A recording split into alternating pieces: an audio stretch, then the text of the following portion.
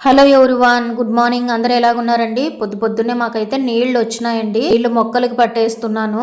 First time ఎవరైనా మన channel ని చూస్తా ఉంటే ప్లీజ్ సబ్స్క్రైబ్ చేసుకుని వీడియోకి ఒక్క లైక్ ఇవ్వండి. ఆ మొక్కల్లో నా మట్టి తడిగా ఉండి చెట్లు ఫ్రెష్ గా ఉంటే అసలు ఎంత హాయిగా ఉంటుందో చెట్లను చూడడానికి కూడా.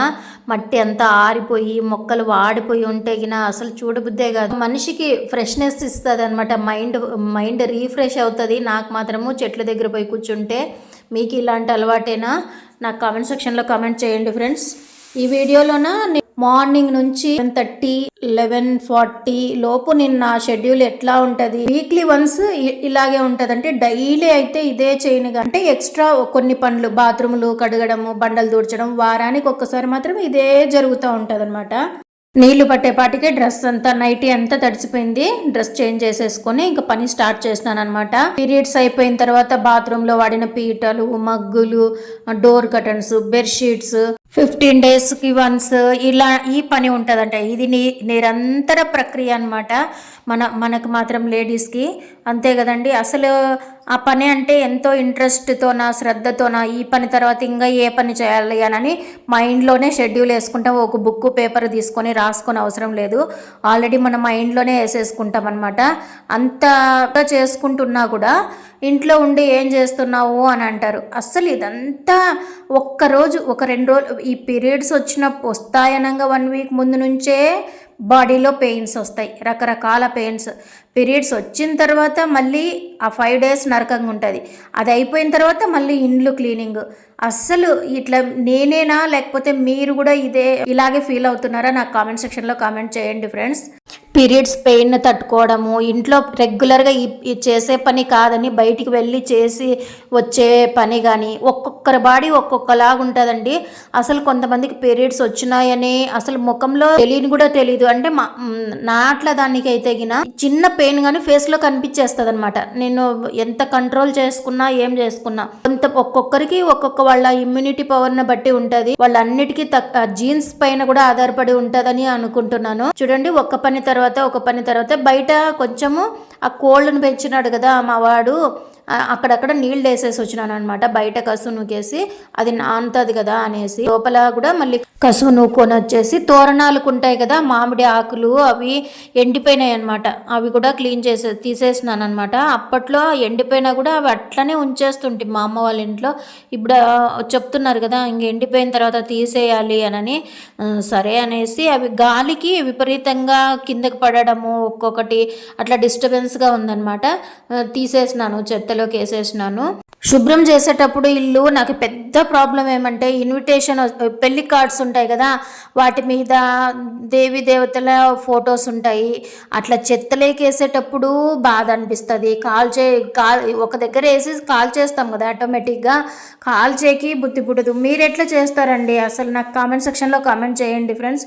నాకైతే ఒక ఆలోచన అనిపిస్తుంది, చేతులు రావు అవన్నీ ఎంతని ఎత్తిపెట్టి పెట్టేది. పెళ్ళిళ్ళు చేసుకుని వాళ్ళే ముసలోళ్ళు అయిపోతారేమో కానీ మా ఇంట్లో ఏమన్నా అట్లాంటివి పడేయాలనిపించదు. ఏం చేయాలనేది అది సెకండ్ థాట్ అయితే నాకు అసలు ఏం చేయాలనేది అర్థం కాదు. ఇంతవరకు అట్లే ఇంకా నేను అంటబెట్టాను కదా అనేసి చెత్తలోకి వేసడము అట్లా చేసేస్తానమాట. పునీత్ క్యారియర్ కోసం వంట టిఫిన్ 2 అయిపోయినాయి కాబట్టి అంట్లన్నీ ఒక దగ్గరికి వేసేసి ఈ పని స్టార్ట్ చేసేసినాను. ఆల్రెడీ బట్టలు కూడా మిషన్కి వేసేసినానండి. ఇంట్లో ఈ సామాన్లు అయిపోయిన తర్వాత లోపల నుంచి బండలు కడుకు రావడము, మళ్ళీ బయట కడగడము, రేపటికి క్యారియర్లు తిండికి ఏం చేయాలనే ఆలోచన చేయడము, రేపు బట్టలు ఎట్లా వేసుకునే అండర్వేర్తో పాటు మగవాళ్ళకి ప్రతి ఒక్కటి సర్ది పెట్టి ప్రతి ఒక్కటి రేపటికి అని కానీ ఈరోజు పని కంప్లీట్ చేసి రేపటికి అన్ని పనులు కంప్లీట్ చేసుకొని బయటికి పోయి కొంచెం హ్యాపీనెస్ కోసం. ప్రతి ఒక్క సంతోషము డబ్బుతోనే ముడిపడి ఉండదండి. డబ్బుతోనే సంతోషాన్ని వెతుక్కోలేము. కొంతమంది నాలాంటి వాళ్ళు ప్రతి ఒక్కదాన్ని డబ్బుతోనే సంతోషాన్ని అయితే కోరుకోరు. నేను అట్లా బయటకు పోయి పిల్లలకి చదువు చెప్పడము, తెలియని విషయాలు చిన్న విషయాలే కానీ నేర్పించడము నాకు ఇష్టము, నాకు సరదా. అది దాంట్లోనే హ్యాపీనెస్ని నేను పెంచుకుంటానమాట. ఒక్కొక్కరిది ఒక్కొక్క వాళ్ళు పెరిగిన పెంపకాన్ని బట్టో పుట్టినది బట్టో కొంతమందికి పక్క వాళ్ళతో కూర్చొని బాతాకని చేయడము, లేకపోతే ముగ్గురు కూర్చొని మాట్లాడి థర్డ్ పర్సన్ లేచిపోయిన తర్వాత ఆ మూడో వ్యక్తి గురించి మళ్ళీ ఇద్దరు మాట్లాడుకోవడము, వాళ్ళ మైండ్ సెట్ని బట్టి వాళ్ళు పుట్టిన పెరిగిన వాతావరణం బట్టి మాట్లాడుకుంటారు. లేదంటే ఫోన్లో బాతాకని పెట్టేసుకొని అసలు నిప్పుతో పని లేకున్నట్లు మాటలతోనే సంసారాలన్నీ కూల్చేయడం, ఇట్లా టైంపాస్ చేసేవాళ్ళు ఉంటారు. నాకు అట్లాంటివన్నీ అంత మంచి లక్షణాలు అయితే లేవు. నాకు ఈ చెడ్డ లక్షణాలు ఒక్కటే ఉన్నాయి. ఏ పిల్లల్ని ఒక్క పిల్లోడు ఉన్నా కూడా నా మాట వింటా ఉంటే కూర్చోబెట్టుకొని పిల్ల కానీ పిల్లోడు కానీ నేర్పించి మంచి విషయాలు చిన్న శ్లోకం నేర్పిద్దామననే మైండ్ సెట్ అనమాట నాది. అది పిచ్చో మళ్ళీ నాకు తెలీదు. నా దగ్గరకు వచ్చి ఒక హెల్ప్ అడిగినారంటే, ఒక సమస్య నా దగ్గర ఏదైనా వచ్చిందంటే నా వరకు నేను ఏం చేయగలను, ఆ సమస్యను ఎంతవరకు తగ్గించగలను అననే ఆలోచన చేస్తానండి నేనైతే. ఒక్కోసారి అనిపిస్తుంది పక్క వాళ్ళ కష్టం నా కష్టంగా భావించి నేను దాన్ని ఎంతవరకు పరిష్కారం చేయగలను, నా వరకు నేను ఎంతవరకు హెల్ప్ చేయగలను అని చేసేకపోతాను. అదే నా గుంత నేను తొక్కుంటానేమో ఆ గుంతలో పడ్డానికి, అక్కడే రిస్క్ తీసుకుంటాను. అంత రిస్క్ తీసుకొని దాన్ని ఒక గట్టుకు తీసుకొని వచ్చిన తర్వాత మళ్ళీ ఆ గట్టుకు తీసుకొచ్చిన ప్రయత్నంలోన ఏదో ఒక మాటలో చేతలో ఖచ్చితంగా చేయాల్సి వస్తుంది. చేసినప్పుడు దాన్ని ఆ కష్టం నుంచి బయటకు వచ్చేసి ఉంటారు కదా, అప్పుడు మనం చేసినవి మంచిలాగా కనపడుతుంది. ఆ కష్టం నుంచి బయటకు వచ్చిన తర్వాత అవన్నీ చెడులాగా అనిపిస్తుంది. ఎంత మంచి చెయ్యి ఒక్క మాట అని చూడండి, ఎంత ప్రపంచంలో లేని చెడ్డ వాళ్ళం అయిపోతాం మనము. ఆ పొజిషన్లో ఉన్నానండి నేను. ప్రతి ఒక్కరి విషయంలో నేనంతే, మా ఆయన అంతే. రిస్క్ తీసుకుంటాము. రిస్క్ తీసుకొని ఎంతవరకు నా పనులు నేను తగ్గించుకొని కూడా నేను ఎదుటి వ్యక్తికి చేయాలని చేసి కూడా లాస్ట్కి నా పొజిషన్ అదే అనమాట. మా ఆయన పొజిషను అదే. ఒక ఫ్యామిలీలో ఎమోషనల్ ఫులిష్ ఒకరు ఉంటారు చూడండి, ఆ ఇంటి మొత్తానికి కలిసి ఒకరు, వాళ్ళకు చుట్టుకుంటాయి చూడండి సమస్యలు అన్నీ చుట్టుకుంటాయి. స్వార్థం అనేది చాలా ముఖ్యమండి. నా ఎక్స్పీరియన్స్ తోటి చెప్తున్నాను. స్వార్థం ఒక ఇంత ఆవగించంతైనా మనిషికి స్వార్థం అవసరము. స్వార్థం అంత నిస్వార్థంగా చేస్తే తర్వాత బాధపడేది ఆ ఎమోషనల్ ఫులిష్గా బిహేవ్ చేసే వాళ్ళు ఉంటారు చూడు, వాళ్ళు బాధపడతారు లాస్ట్కి. ఆ ఎమోషనల్ ఫీలింగ్స్ తోటే అందరికీ చేసి లాస్ట్కి తన శరీరం తనకి సహకరించని రోజు అప్పుడు తెలుస్తుంది. చేపించుకున్న వాళ్ళు ఎవ్వరు వచ్చి చేయరు. తర్వాత ఇది ఎందుకు ఇట్లా చెప్తున్నానంటే అనుభవపూర్వకంగా చెప్తున్నాను. నేనంతే. ఎవరి ఫ్యామిలీలో అయినా ఎమోషనల్ ఫులిష్ అయితే ఉంటారో వాళ్ళు ఎవరైనా ఈ వీడియో చూస్తుంటే తస్మాత్ జాగ్రత్త, నిజంగా చెప్తున్నాను.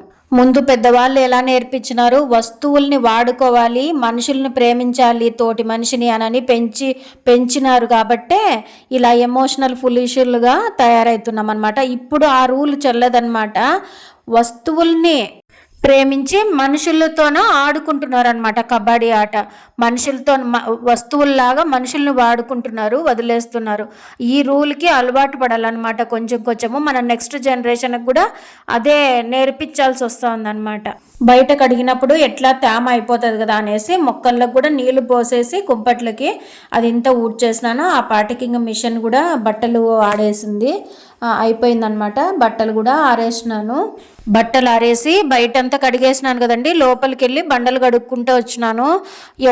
ఇంకా వాడంతకు వాడు స్కూల్కి వెళ్ళిపోయినాడు కదా, మా ఆయన రెడీ అయ్యి వెళ్ళిపోతారనమాట. ఇట్లా హెవీగా వర్క్ ఉన్నప్పుడు ఏం సతాయిచ్చారు అంటే డ్యూటీకి పోయేంత వరకు చేతులు కట్టుకొని వాళ్ళకి అన్నీ సమకూర్చల్లా, అట్లంతా అంత శాడిజం అయితే లేదు. మా ఆయన పాటికి మా ఆయన రెడీ అయ్యి ఏదో కనిపించకోకున్నట్లు ఉండేదో, లేకపోతే ఆయన ఏదైనా కావాలని వెతికితే దొరకనప్పుడు మాత్రమే పిలుస్తారు. ఆయనంతకు ఇట్లా హెవీగా వర్క్ ఉన్నప్పుడైతే ఆయనంతకు ఆయన రెడీ అయిపోయి వెళ్ళిపోతారనమాట. ఇంత కష్టపడి ఇన్ని పనులు చేసి మళ్ళీ బయటికి వెళ్ళి అవి ఇవి చేసేది అవసరమా అని అనుకోవచ్చు. మనము ఇవన్నీ చేసేది మన పిల్లల కోసం, మన కుటుంబం కోసం చేస్తాము. బయటికి వెళ్ళి అదే చెప్తున్నాను కదా, అన్ని డబ్బుతోనే కొనలేము మన సంతోషాన్ని. అలా సంతోషాన్ని వెతుక్కోవడానికి నేను కొంచెం చేయాల్సిన పనులు ఏమన్నా ఇవి మనకి సాధ్యం అవుతుంది అనేటట్లయితేనే వెళ్ళి చేసేకైతే నేను ఇంట్రెస్ట్ చూపిస్తానండి. క్యారీ చేస్తాం కదా, వెనక జన్మలో నుంచి మోసుకొని వచ్చింటాం కదా, ఆ కర్మ అంతా ఎట్లా కరగల్లా చెప్పండి. ఏదో ఒకటి చేస్తేనే కదా మన ఆ కర్మనంతా కొంచెమన్నా తగ్గించుకోగలుగుతాము. పుణ్యం వచ్చే మాట పక్కన ఉంచండి, చేసుకున్న పాపమన్నా పోగొట్టుకోవడానికి చేయాలి కదా మంచి పనులు. ఎదుటి వ్యక్తి మీద శత్రుత్వ భావం పెంచేది ఎంతసేపు పట్టదండి. మంచి మాటల కన్నా చెడ్డ మాటలే తొందరగా చౌకెక్కించుకుంటారు ఎవరైనా కానీ. ఇప్పుడు మనకి చెడ్డ చేస్తున్నారు కదా అనేసి పిల్లలకి వాళ్ళ మీద చెడు భావన నేర్పించడం ఎంతసేపు పట్టదు. మా శత్రువులు వచ్చినా కూడా మంచినీళ్ళు ఇచ్చి కూర్చోండి, బాగున్నారా అని పలకరించాలి అని నేర్పిస్తాం మా పిల్లలకి. అదే మనస్తత్వం అందరికీ ఉండదనేది ఇప్పుడు బాగా అర్థమైంది. మనం ఎంత మంచి చేస్తున్నా కూడా ఆ నేర్పించింటారు కదా, వాళ్ళు అదే దృష్టితోనే, చెడు దృష్టితోనే చూస్తారు, చెడు భావనతోనే చూస్తారు. వాళ్ళు ఏదో నాకు చెడు చేస్తున్నారని ఆలోచన చేస్తారు తప్పనిస్తే మంచి చేస్తున్నారని ఆలోచన చేయరు. ఎందుకంటే అట్లాంటి భావాలు పెంచినారు కాబట్టి పిల్లలకి చెప్పి తర్వాత మంచిగా ఆలోచన చేయండి అన్నా కూడా ఆలోచన చేయలేరండి పిల్లలు. ఇలాంటి లక్షణాలు నేర్చుకున్న పిల్లలే అదే నేర్పించిన వాళ్ళ వైపే తిరిగి చెడుగా ఆలోచన చేస్తే అప్పుడు తెలుస్తుందండి వాళ్ళకి. వాళ్ళు వేలు తీసుకొని వాళ్ళ కంట్లోనే పొడిచినప్పుడు అప్పుడు బుద్ధి వస్తుంది. ఇవన్నీ పని కంప్లీట్ చేసుకొని నా పని అంతా కంప్లీట్ చేసుకునే పాటికి 11:30 11:40 అట్లా అయ్యింది. ఫ్రెష్ అప్ అయిపోయి బయటికి వెళ్ళేది ఉండిందండి. ఎక్కడికంటే మందిరానికి, భజనకి, వేరే బయటికి చూసే అక్కడ వెళ్ళేది ఉంది. నునుపు కొండలే, దగ్గరికి పోతే గానీ అర్థం కాదు అవి రాళ్ళు రప్పలు ఉన్నాయనని. మనం ఎక్కడో సంతోషం ఉంది అని వెతుక్కుంటూ పోతాము, అక్కడికి దగ్గరికి వెళ్ళిన తర్వాత తెలుస్తుందండి అక్కడ సంతోషం ఉందా, ఏ దొరుకుతుంది మనకి అనేసి. వీడియో నచ్చినట్లయితే ప్లీజ్